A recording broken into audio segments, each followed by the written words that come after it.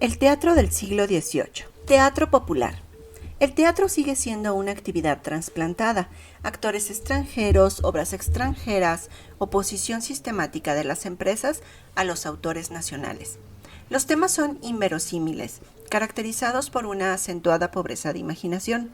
El teatro culto no es más que la imitación del español, reflejo fiel de la corte española, la corte virreinal de la Nueva España. Junto con la Iglesia, la Inquisición, la Real Audiencia, le imprimen un sello muy especial a la vida cotidiana. El teatro culto y religioso oscurece por la ausencia de imágenes originales, pero se iluminaba ante las fachadas y retablos de Santa Prisca, el convento de Tepozotlán o la Gruta Dorada de Tomatzintla. Durante la primera mitad del siglo, la sociedad es una continua fiesta religiosa que no solo atrae las miradas de toda la sociedad, sino que incluso satisface las necesidades intelectuales de criollos y mestizos. La vida cotidiana giraba en torno de manifestaciones religiosas que servían de estímulo y distracción. Misas de gracias, te deum, mascaradas, autos de fe, inmensas procesiones, estrenos de fabulosos vestidos y pectorales salpicados de perlas para la Santísima Virgen, juegos artificiales, fiestas de canonización que a veces duraban hasta 17 días y tantas otras manifestaciones. Este constante teatro que se desarrolla en las calles, iglesias, plazas y colegios satisfacía la sed de espectáculo, la necesidad de pompa y festejos.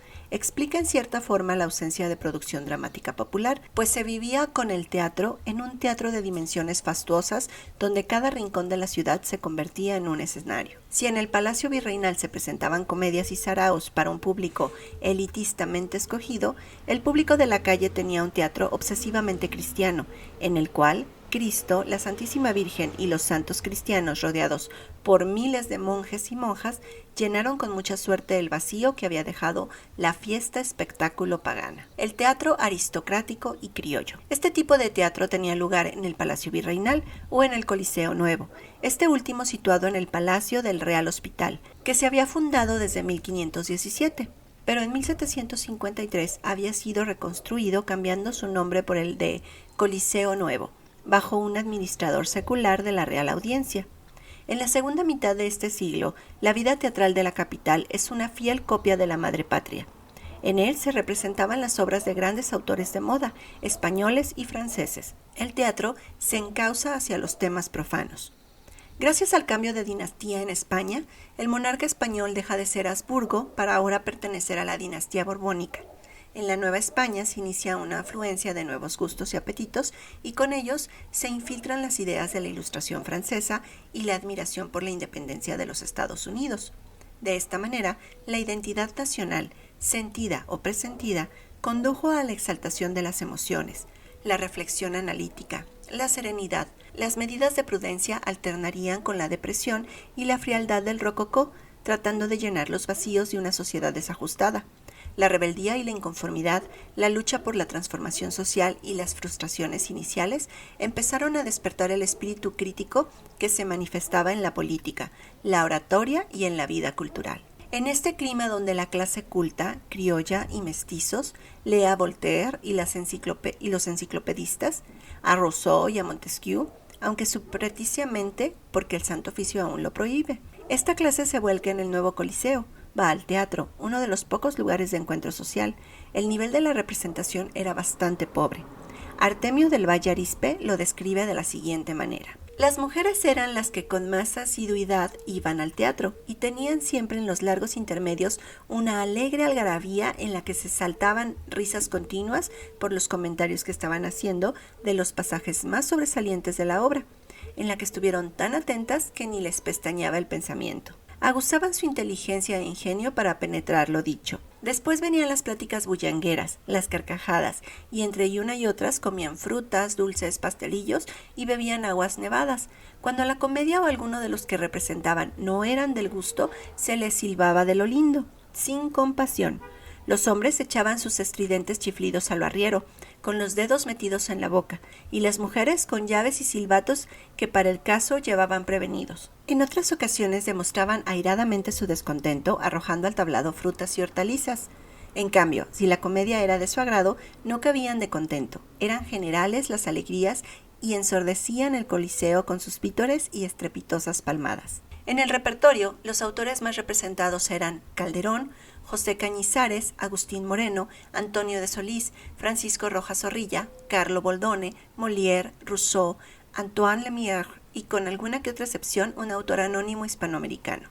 Con un repertorio tan esencialmente europeo, resultaba vano todo intento de competencia por parte de los autores locales. La actriz que reinó en el Coliseo a partir de 1766 fue Micaela Villegas, conocida como la Perricholi. Era amante del virrey Manuel de Amat y Juniet. Su gracia, su coquetería, su elegancia licenciosa dieron a la colonia la misma nota de belleza y placer que los europeos gozaban en sus cortes. En este último periodo de la colonia, de 1789 a 1808, se seguían fundando teatros. El gusto por el teatro se ha extendido a toda la sociedad, que busca lo moderno, el último estreno, el autor recién descubierto. El siglo XVIII es la transición del barroco al neoclásico.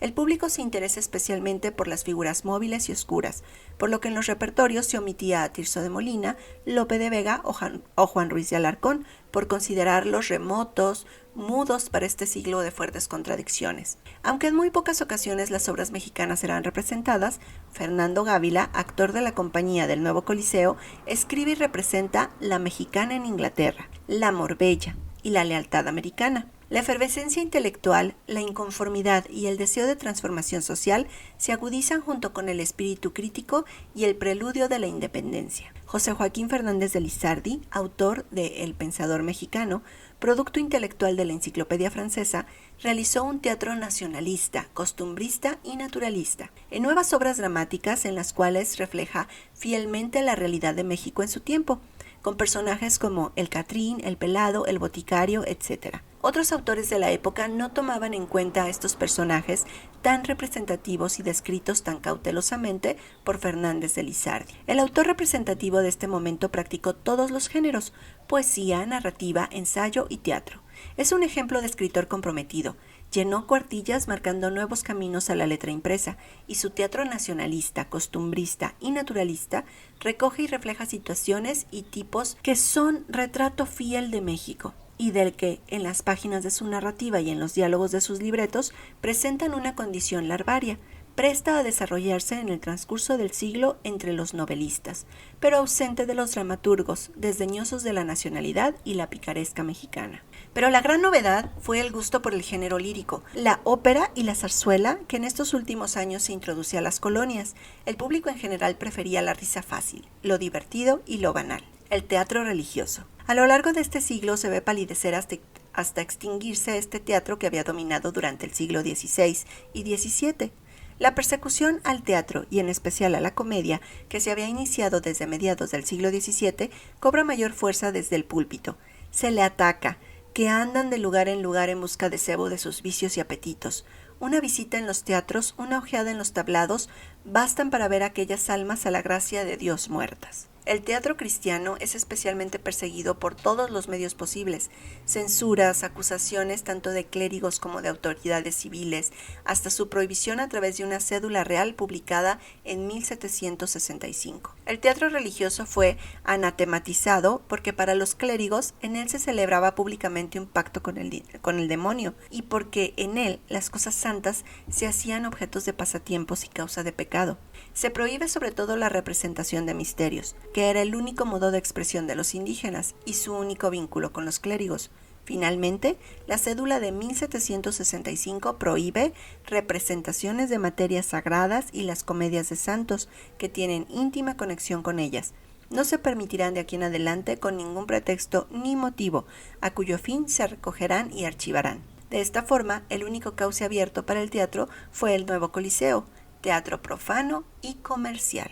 El teatro en el siglo XIX. El siglo XIX quedó confinado teatralmente a las actitudes decadentes, de acuerdo con el romanticismo de la época, el cual impidió que los asuntos reales llegaran al escenario. El decimonónico fue un teatro de excusas, de evasión, de sensaciones e ideas limitadas, producto de un estrecho concepto de vida. Los primeros años del siglo XIX, el mundo artístico y de las ideas encuentran dos grandes obstáculos para su desarrollo. Por un lado, la prohibición de importar libros y la censura estricta a cargo del Santo Oficio, que regía la edición de los libros. los periódicos, las tareas literarias y políticas, así como cualquier manifestación artística de la Nueva España. El teatro estaba alejado de la realidad nacional o de cualquier influencia europea, excepto por dos sainetes de José Agustín de Castro. El Charro, un monólogo cuya acción ocurre en la portería de un convento en Puebla, escrito en lenguaje popular y rústico. El otro sainete, Los Remendones, una sátira amarga que retrata el ambiente y costumbres de dos pobres artesanos y sus mujeres, siendo una de las primeras piezas costumbristas mexicanas. En esta época en la que el país está sumergido en la agitación política por la Guerra de Independencia, encontramos algunas obras dramáticas escritas por poetas independientes como Barquera, que escribió 3 comedias: La delincuente honrada, La seducción castigada y El triunfo de la educación. Ochoa Acuna escribió 2 comedias: El amor por apoderado y La huérfana de Tlalneplanta, y una tragedia, Don Alfonso. El autor que verdaderamente expresa el naciente costumbrismo fue Francisco Luis Ortega, quien escribió México Libre, donde figuran personajes alegóricos como la libertad, la discordia, el fanatismo y la ignorancia. También escribió Namatzin, precursor de la literatura indigenista.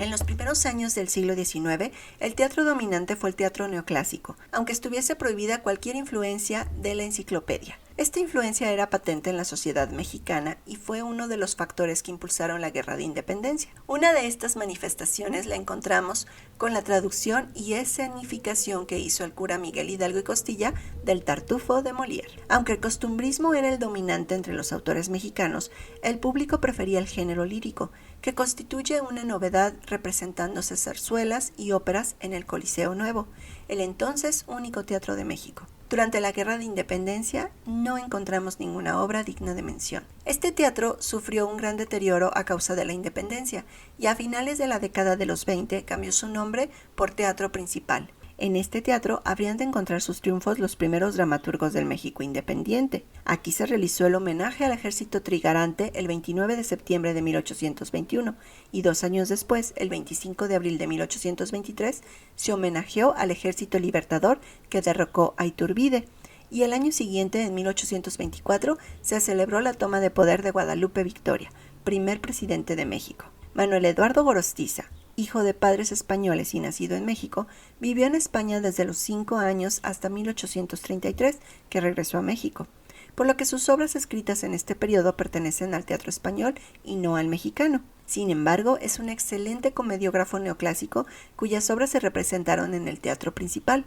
Su comedia más perfecta es Contigo, Pan y Cebolla. Por otra parte, los más famosos actores y actrices desfilaron por este teatro. Entre ellos podemos destacar a Isidoro Márquez, Andrés Prieto, Manuel García Gamborino, Miguel Valleto, todos ellos de nacionalidad española.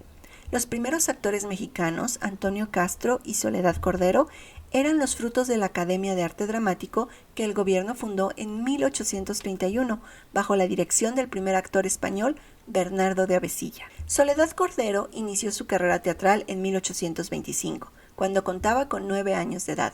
Fue discípula de Andrés Prieto, que seguía la escuela del célebre Isidoro Márquez, de un tono menos declamatorio, sin el extremado énfasis ni la gran gesticulación, un teatro más real. Soledad Cordero logró consagrarse como actriz e imponer su manera como un primer asomo a la modernidad. Durante un largo tiempo no hubo temporada de categoría en el Teatro Principal en la que Cordero no fuese una de las primeras figuras, pero en 1847, con la invasión norteamericana, huyendo de la capital hizo una gira por el interior del país y murió ese mismo año, cuando solo contaba con 31 años. Por su parte, Antonio Castro fue fruto de aquella primera Academia de Arte Dramático bajo la protección de Manuel Eduardo de Gorostiza, que era el empresario del Teatro Principal. Debutó profesionalmente con La Madrastra en 1834 y desde ese primer momento conquistó al público.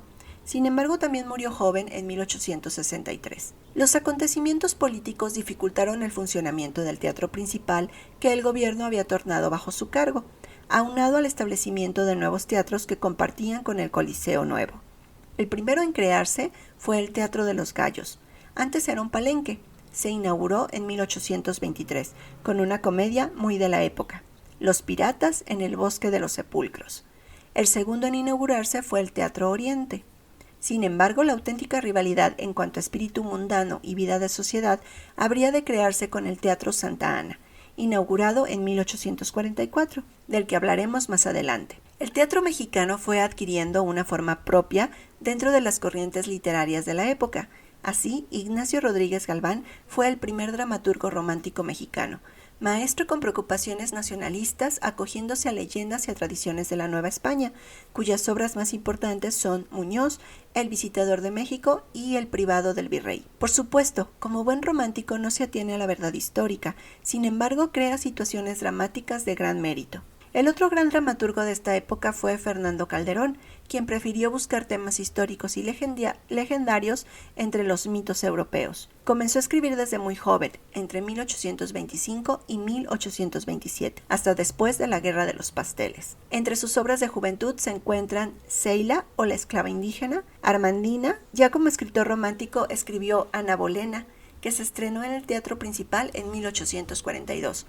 Y su gran obra, Hernán o la Vuelta del Cruzado, que también se estrenó en ese año. Escribió otra obra que no sabemos si fue representada, Muerte de Virginia por la libertad de Roma. El asunto se refiere al sacrificio que hace Virginia y su padre antes de entregarla al dictador romano Apio Claudio, que la quiere para amante. Calderón hace así una crítica contra Santa Ana, que entonces ya se había erigido Alteza Serenísima, y ejercía un poder sin límites contra el cual había luchado el propio Calderón. Sin embargo, este repentino renacer teatral no fue un movimiento linealmente ascendente, sino que fue interrumpido por las contradicciones propias de un país en formación.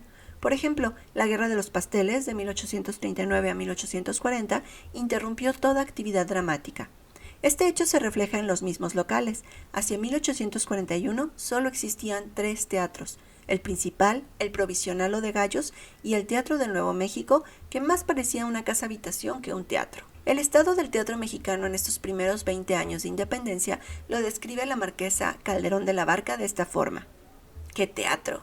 Oscuro, sucio, lleno de malos olores, pésimamente alumbrados los pasillos que conducen a los palcos, de suerte que al pasar por ellos teme uno pisarle los callos a alguna persona. Los actores por el estilo. La primera actriz, Soledad Cordero, favorita del público y no mal vestida, goza de gran reputación por su conducta honorable, pero es de palo, totalmente de palo, y no deja de serlo ni aun en la más trágica escena. La mitad de los palcos están vacíos, en tanto que los otros parecía la concurrencia los ocupaba cediendo a la fuerza de la costumbre. El Teatro Principal contaba con el mejor equipo de iluminación. Constaba de 12 quinqués como candilejas que iluminaban el escenario y un candil central que poseía 15 o 20 luces. El primer acto se podía ver más o menos bien, pero ya para el segundo se habían apagado 7 u 8 quinqués, de modo que la penumbra reinaba en el escenario, y más que verse, se escuchaba a los actores y al apuntador, si es que se resistía el mal olor que despedían los quinqués aún encendidos, los que además goteaban aceite sobre los vestidos y levitas del público. El público se componía de algunos caballeros que iban al teatro a discutir sus negocios a voz en cuello desde la luneta, aun cuando la representación ya hubiese comenzado.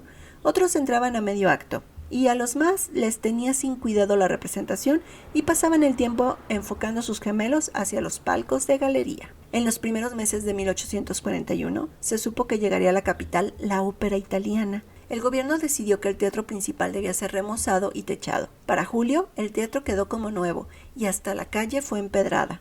El interior fue iluminado con 90 quinqués que convertían el teatro en una ascua de oro, convirtiéndose el Teatro Provisional en el Teatro de la Ópera, donde se representaron las mismas óperas que se estrenaban en Europa. En el Teatro Principal se representaban dramas románticos y comedias costumbristas del español Manuel Bretón de los Herreros, autor que llenó los teatros de España y Latinoamérica por 150 años. En 1842, en este teatro se estrenaron Muñoz, El visitador de México y El privado del rey, de Rodríguez Galván, quien junto con Fernando Calderón son los primeros autores que abordan asuntos mexicanos. Calderón critica la sociedad de su época y Rodríguez Galván la colonia, pero murió en ese año a la edad de 26 años. Galván, junto con Guillermo Prieto, José Mario Cabunza y Paquín Navarro, fundó la Academia de San Juan de Letrán, la primera institución que reunió a los literatos mexicanos y trata de extender la cultura en el pueblo. En 1843, por primera vez en el Teatro Principal,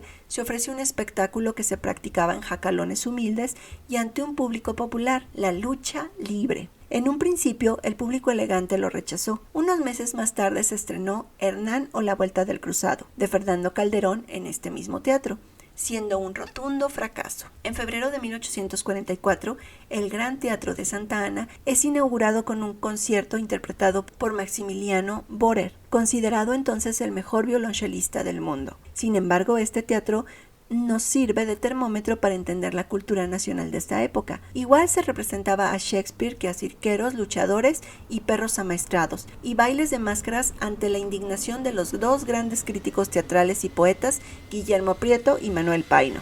Ante la competencia que significaba el Gran Teatro Nacional, los empresarios del Principal y Nuevo México formaron una comisión de distinguidos literatos para remozar el Teatro Principal. Manuel Eduardo de Gorostiza encabezó una comisión que se llama Empresa Mexicana del Teatro Principal, la cual buscaba formar una buena compañía de actores y remunerar a los autores de las obras. Sin embargo, los empresarios se opusieron, pero fue la primera vez que se pensó en pagar a los autores dramáticos en México. En marzo de 1845, finalmente se restauró el Teatro Principal, reinaugurándose con la comedia francesa Influencias de una suegra para Luis Reyes de la Maza. Marca el inicio de una costumbre nefasta en nuestro teatro y que hasta la fecha aún padecemos: las adaptaciones. El traductor traspasó la acción a España, cambiando solamente los nombres geográficos. La situó en España, puesto que para la sociedad mexicana de ese tiempo era más elegante decir Madrid que la Ciudad de México. En 1845, el Teatro de Santa Ana cambia su nombre por el Teatro Nacional. Para pagar las deudas contraídas para la edificación del teatro, el gobierno se vio obligado a vender partes de él. El gigantesco local se vio reducido por un restaurante, un hotel de 40 cuartos, un salón de billar y una sala para jugar a las cartas. El año de 1846 se vio conmocionado por la Guerra de Texas, asunto que dominaba la opinión pública. Incluso al finalizar 1845 se representó en el Teatro Nacional la obra de un autor desconocido para nosotros, que se llamaba Cómo se venga a un tejano. Durante este año, la gente decente no fue al teatro, por lo que los empresarios organizaron espectáculos para el populacho. El Teatro Nacional se vio invadido por cirqueros, maromeros y Turín, el hombre fuerte, pertenecientes a una compañía de gimnastas franceses. En 1847, cuando la invasión norteamericana estaba consumada, no hubo teatro, excepto por una compañía que se formó a instancias del general Scott, con María Cañete a la cabeza. Formaban parte de ella Juan de Mata, Manuel Fabre y otros. Sin embargo, cuando los invasores se retiraron, estos actores tuvieron que huir hacia Cuba para no ser linchados. Durante 1848 encontramos todavía un desierto cultural. Incluso para enero y febrero de 1849, la única compañía dramática que existía en México era la del Teatro Nacional, donde se representaban comedias francesas y españolas de muy baja calidad. El público se divertía más con las ratas que invadían los palcos, causando el pánico a las señoras y la ira de los caballeros, que arremetían con sus bastones contra los roedores. Aunque nos encontramos ante un teatro deficiente, es importante anotar que durante este siglo el teatro se extiende a casi todo el público. Este teatro laico de herencia criolla se desarrolló en la primera mitad del siglo XIX, cuando México luchaba por afianzar su independencia y constituirse como nación, como el tránsito de lo neoclásico a lo romántico, que impidió el paso del europeísmo al nacionalismo literario. México se hallaba en convulsión, entre turbulencias y golpes de Estado. El cuadro teatral corresponde a esta situación, un teatro anquilosado, lleno de vicios heredados de la escuela española, pero con el ánimo de la innovación. Para la segunda mitad del siglo XIX, el teatro es sobre todo un teatro romántico en un México donde dominaba entre el público el romanticismo trasnochado del nocturno de Manuel Acuña. Vemos aparecer a José Peón Contreras con sus obras de temas históricos o con los motivos del honor, la pasión, el sentimiento religioso y el desengaño. La hija del rey, en 1876, fue uno de sus dramas de mayor éxito. Se refiere a la hija bastarda de Felipe II.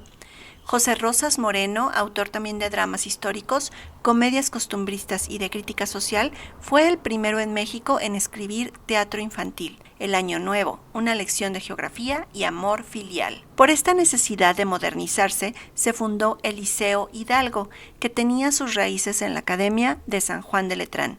El liceo se funda en 1851, dirigido por Francisco Zarco, pero su época de mayor florecimiento fue hacia 1870, cuando lo dirigía Ignacio Altamirano.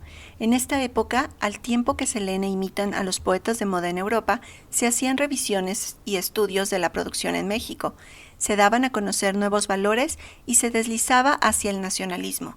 Tuvo una gran importancia porque no hubo autor importante que no perteneciera a esta institución y porque les permitía conocer a los autores de vanguardia de Europa. Sin embargo, los autores siguieron estando distanciados del público en general. El público prefirió la vieja escuela española y aceptaba sin exigir aquello que las compañías españolas ofrecían. De esa forma, el teatro mexicano estuvo dominado por el teatro de Benavente y por la zarzuela. El gobierno conservador quiso inmiscuirse en los asuntos teatrales y nombró a 2 censores, José María Roa Bárcena y al poeta Francisco González Bocanegra, para que no permitieran la presencia de piezas inmorales. El primero renunció al poco tiempo a su cargo, pues no soportó las molestias que le ocasionaba, pues debía revisar las obras desde el punto de vista moral y literario. En cambio, Francisco González Bocanegra siguió en su cargo hasta principios de 1860, pues él ponía buena cara a todo si se le pagaba. En 1859 se estrenó la primera obra de un compositor mexicano. El estreno fue en el Gran Teatro Nacional, en celebración del cumpleaños del excelentísimo señor presidente, sustituto de la República Mexicana, general de división, don Miguel Miramón. En enero de 1860 regresa triunfante a la capital el presidente Miramón, después de combatir a las fuerzas liberales. El Gran Teatro Nacional da una función en su honor. En esta función se cantó un himno nacional dedicado a Miramón, escrito por Francisco González Bocanegra. Miramón sabía aquello de que el pueblo es feliz si le dan pan y circo, por lo que a los pocos días de su regreso ordena a las compañías de teatro que anuncien una función gratuita para el populacho, corriendo por cuenta del gobierno todos los gastos, pero en el programa debía ir claramente escrito. El presidente Miramón, después de los brillantes triunfos que ha obtenido sobre los enemigos del país, se ha servido invitar a las compañías de teatro a que den una función gratuita al público.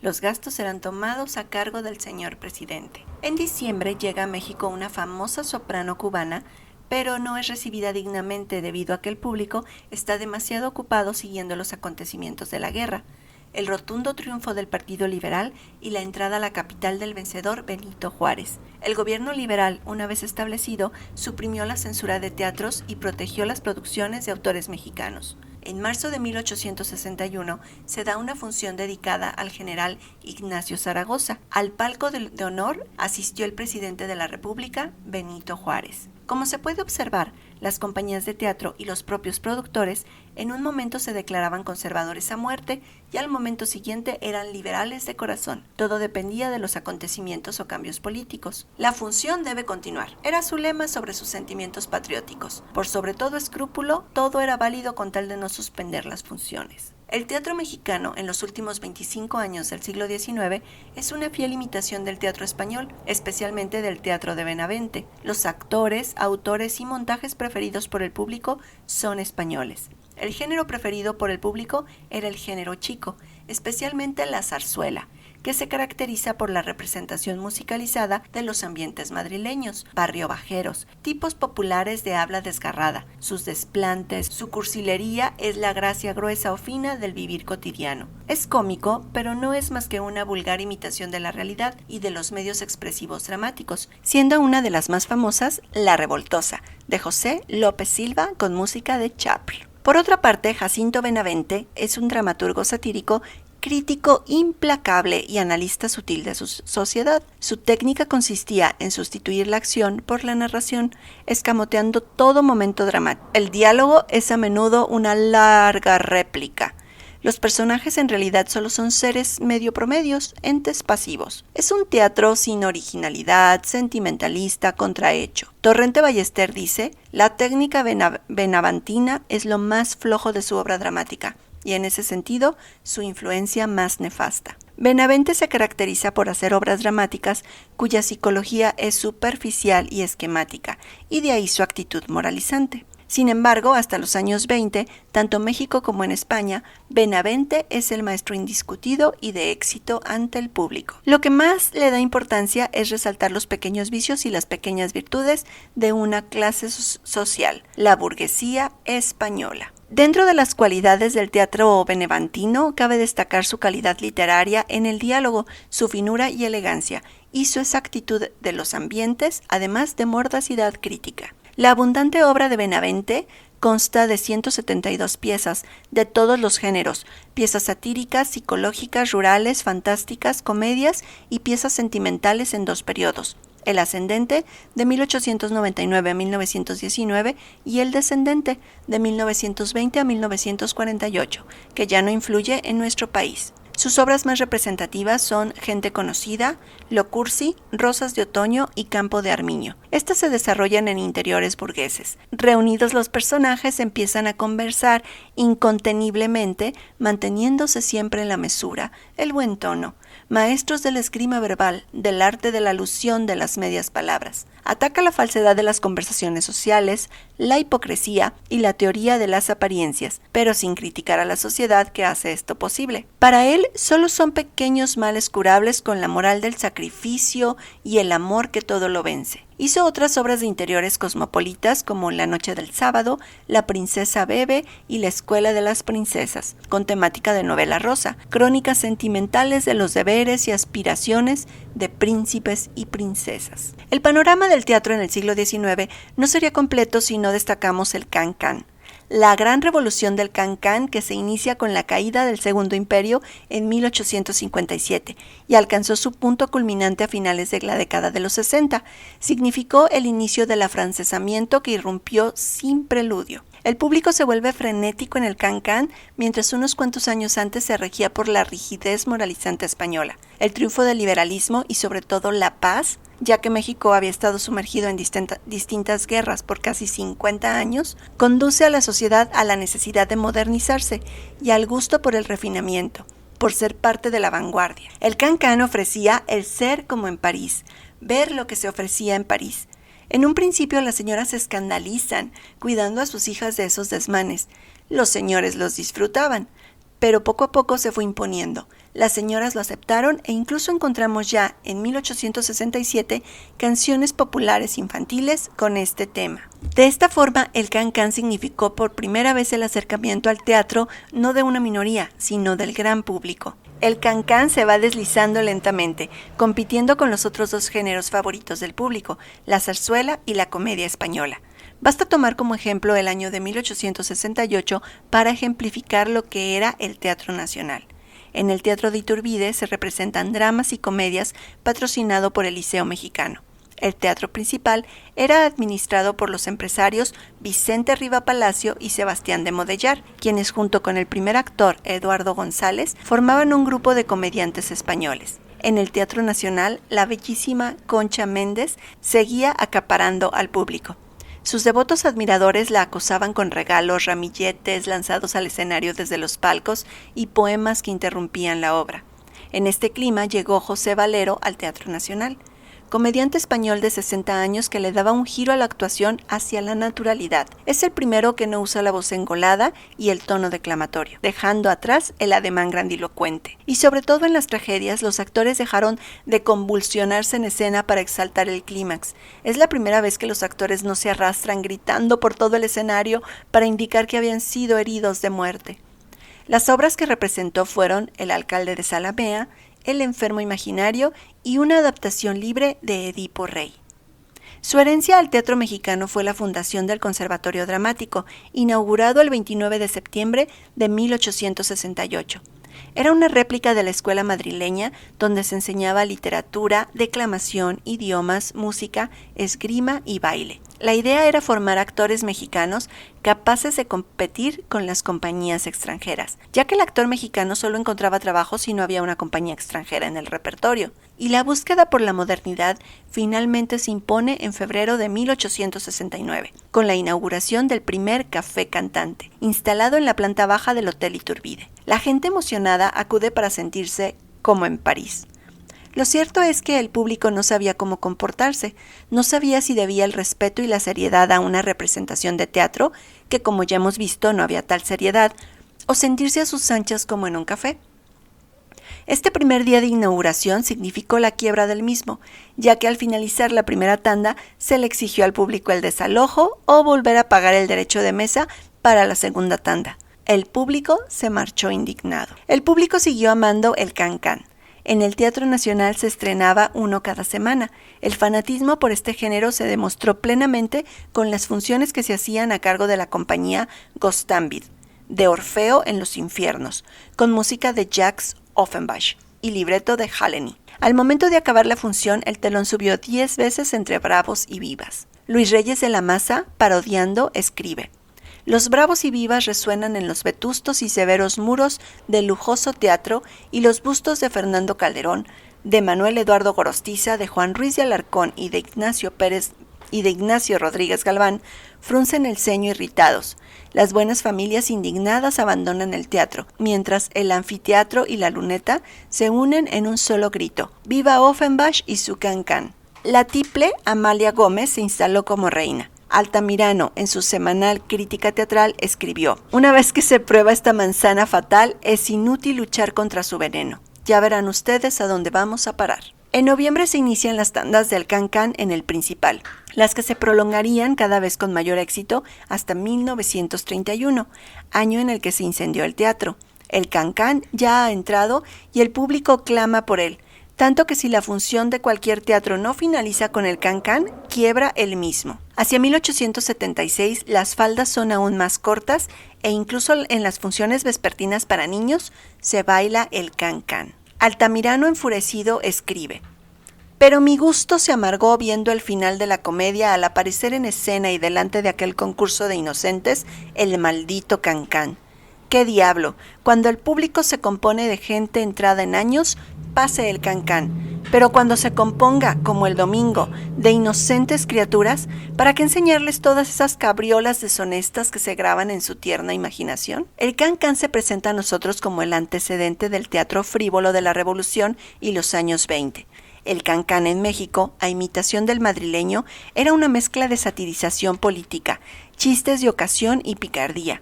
Todo ello mezclado con música y baile, que para nuestras bisabuelas eran el cúmulo de la provocación a insinuación sexual. En México se había operado un cambio de trascendencia. Las costumbres y los gustos cambiaban, se volvían más permisivos, menos rígidos y moralizantes.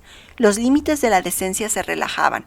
El viejo concepto de la honestidad y el honor perdían vigencia. Las buenas familias aplaudían y vitoreaban lo que años antes satanizaban. Esta evolución lo demuestran las representaciones en el Principal y el Iturbide, que se hicieron durante la Cuaresma de 1869. En pleno Viernes de Dolores se presentaba un concilio de fan o los efectos del can-can. La trama era muy sencilla. Llega a un pueblo una compañía de can-can que encuentra gran oposición por parte del cura y la esposa del alcalde. Finalmente la compañía decide una función privada para el cura, el alcalde y esposa. Al final de la representación, el cura mueve los pies al ritmo del can-can y salta al escenario con la esposa del alcalde, levantándose la sotana para bailar mejor. 20 años antes no se hubiera podido representar, pues la ciudad se paralizaba en estos días santos, se cerraban los comercios y lugares de esparcimiento, viviéndose en la más austera sobriedad, tal y como la iglesia lo ordenaba. 10 años antes la representación hubiese tenido lugar, pero con un triste final. Sin duda los actores hubieran sido linchados. Un año antes se habría recibido con frialdad. Ahora el público la recibía con frenesí. El can-can se extiende a todos los públicos. Por primera vez se encuentra al alcance de todos. En el patio del exseminario de San Francisco, hacia 1870, Soledad Aicardo, Chole, hacía furor. El público se componía de solteros, viudos y casados que asistían a hurtadillas. La representación estaba a cargo de 2 bailarinas, Chole y Florinda. Cada una tenía sus adeptos que se peleaban por ellas en plena representación. Ellas competían entre sí haciendo más provocativo su ya ramplón y vulgar baile. El público fumaba, gritaba, escupía, comía y ya borrachos se golpeaban. Tales eran los desmanes que la policía se veía obligada a intervenir en cada función, especialmente para desalojar al público de la primera tanda, para permitir que los asistentes a la segunda tanda pudieran tomar sus asientos. Al finalizar la segunda tanda, que era más picosa que la primera, la policía tenía que ayudar desalojando al público para cerrar el recinto. Hacia 1872, el furor por el can-can se estabiliza. Empieza a decaer después de 3 años que había monopolizado todo repertorio. El can-can es olvidado y queda confinado a los teatrillos del Zócalo y a sus alrededores y a jacalones. Los teatros frecuentados por las buenas familias e intelectuales vuelven a la ópera y la comedia, pero con una gran novedad. Por primera vez de manera sostenida se pone en escena a autores mexicanos. El Teatro Nacional monta de Manuel Acuña El Pasado, seguido por Un lirio entre las zarzas de Isabel Prieto de Landázuri. El Principal y el Hidalgo siguen el ejemplo. Poco después, el Principal representaba La Forza del Destino de Verdi, estabilizándose así el Teatro Nacional. Desde las butacas se va forjando una sociedad. En el primer siglo de vida del México formalmente independiente, el teatro ocupa un lugar de excepción, el hacedor selecto de impresiones, sensibilidades y gustos. Siempre la perspectiva mágica y mítica de la presentación, lo que no contradice, sino afirma la tradición del teatro prehispánico y el uso catequístico durante la colonia. En el siglo XIX, las dos instancias mayores de relación entre una audiencia y los promotores de una sensibilidad son la poesía y el teatro. En el teatro se afirman los valores de lo poético, transmitidos por la actuación y por la belleza inefable de los momentos culminantes. Las grandes divas y los grandes actores alucinan al público con un gesto, con un parpadeo, con las entonaciones triunfales o trágicas. Los numerosos testimonios dan fe de una escena dominada y regida por un culto a lo poético que requiere un acento madrileño o valenciano. Lo poético también radica en las situaciones. Trátese del drama histórico o de la aspiración de tragedia, todo lo ordena la institución de los momentos culminantes y todo lo resuelve el melodrama, como ocurrirá después en el cine. La aspiración de la tragedia se disuelve en el melodrama y la catarsis se efectúa entre sollozos admirativos de un público elemental o pueril. La distinción es clara. Si en la tragedia el pasmo admirativo establece una distancia, en el melodrama la afición por los padecimientos de la escena nulifica cualquier lejanía o instala conmiserativamente al espectador en el centro del escenario. La mirada piadosa quiebra y afirma el rito y nos lo devuelve convertido en autocompasión cotidiana. Ante el melodrama, el público se vuelve actor, se apodera del sentido de los personajes y se va a casa convencido de sus personales excelencia y bondad. Lo poético se define según las normas del melodrama y al ser este un género familiar por excelencia, suele centrarse en la familia. Los abandonos, desgarramientos, pérdidas y desesperaciones tienen para ese público la belleza de las composiciones plásticas, de los instantes climáticos de una pintura romántica. La contrapartida viene a ser la comedia de costumbres, y Manuel Eduardo de Gorostiza en Contigo pan y cebolla y La costumbre de antaño, o Fernando Calderón en A ninguna de las tres, ven el teatro como un espejo amable y levemente crítico de los movimientos sociales. Se inaugura una noción de respeto al espectador. Si hay crítica, esta no debe ser insolente. Al teatro se acude en busca de esparcimiento. No hay fin de agredir, de escarnecer a quien patrocina. A lo largo del siglo XIX, los lugares consagrados al teatro son templos sociales, sitios especiales para que esplenda. Dentro del arrobo del mármol y las canteras, la ostentación de una clase que encuentra una primera culminación en el porfirismo. En la República, el mayor signo de progreso social es la magnificencia del teatro de cada capital de provincia. El Peón Contreras en Mérida, el de La Paz en San Luis Potosí, el de Gollado en Guadalajara, el Calderón en Zacatecas, el Juárez en Guanajuato, el de la República en Querétaro, cifran y proclaman que el derroche es característica privativa de las oligarquías. A las veladas se acude con agrado ceremonial, se va a dejarse contemplar para existir, a conversar para ser incluido en la consideración de los demás, para no desvanecerse en el olvido visual. Un palco es la posición geopolítica, un lugar de privilegio que exhibe y ratifica una posición social. El clasismo de los teatros es consagratorio y las divisiones en lunetas, palcos, anfiteatro y cazuela o galería refieren con crueldad otros procesos. Sin la institución del teatro, esta sociedad hubiese existido a medias, hubiera quedado despojada de su centro único de comprobación y demostración. En México, un teatro se llamará a conveniencia nacional o imperial. El Arbeu, el Hidalgo, el Colón, el Principal albergan suntuosas compañías y reciben honrados la visita del Príncipe de la Paz o del gobernador de la ciudad, don Guillermo de Landa y Escandón. Mal de origen, así el público se extasía con las divas y divos y los lleve al apogeo de cientos de ramilletes sobre el escenario y los sacraliza en el cúmulo de obsequios y aplaude hasta el diluvio acústico su voz divina o su lágrima redentora. Así acuda un tumulto hasta el peñón a recibir a las actrices o supla el tronco de caballos para arrastrar en triunfo a su héroe. Así el público se vuelca en la recepción faraónica de sus ídolos. El fin de la asistencia al teatro no será cultural o artístico. El teatro servirá a un núcleo social de expresión y desfogue.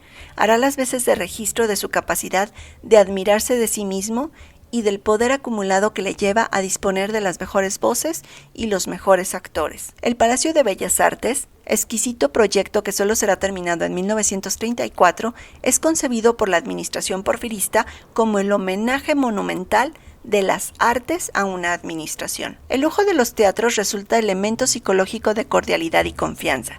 De pronto, en medio del apogeo del teatro chico, de la zarzuela y el drama histórico, de la comedia de costumbres y el melodrama, irrumpe la revolución.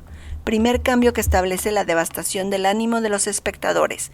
Los grandes cortinajes rojos empiezan a empolvarse, a carcomerse en el olvido. Los decorados a velarse de telarañas, las butacas y los camerinos aromados de flores secas. Una consecuencia directa de la revolución. El pueblo empezó a erigir carpas y teatros de barriada, donde nació el género frívolo político.